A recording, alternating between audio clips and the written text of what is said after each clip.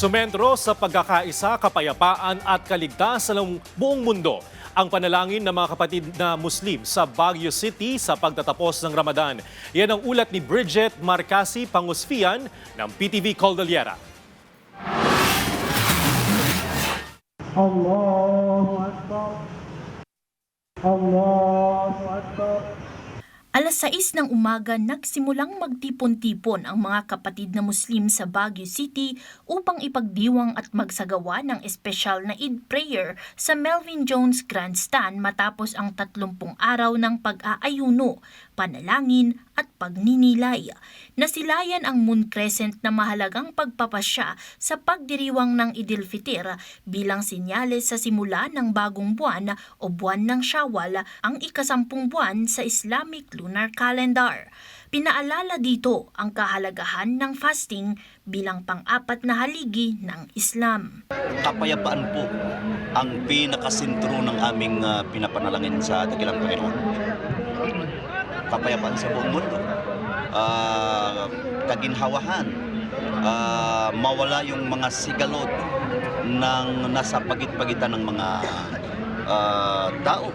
Dagdag pa ng imam, turo ni Allah ang ipanalangin ang kapayapaan at kaligtasan ng bawat isa.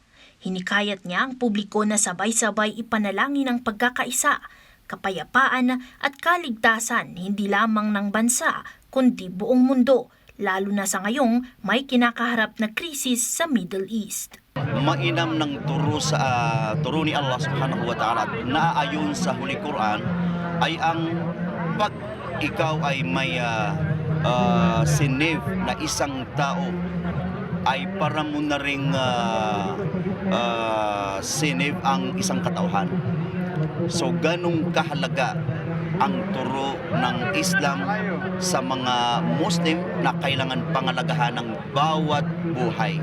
Ikinagalak ni Abdul Kader Gunting ang pagtatapos ng Idil-Fitr kung saan napangatawanan nila ang kanilang pananampalataya at nasunod ang utos ng Panginoon. Aniya, bawat pamilya ay kanya-kanya ang kanilang paghahanda sa pagtatapos ng Ramadan, ngunit nagkakaisa ang kanilang panalangin. Of course po, pinapalagin po namin na makamit namin ng kapayapaan sa buong mundo, lahat ng mga kapwa namin mga Muslim.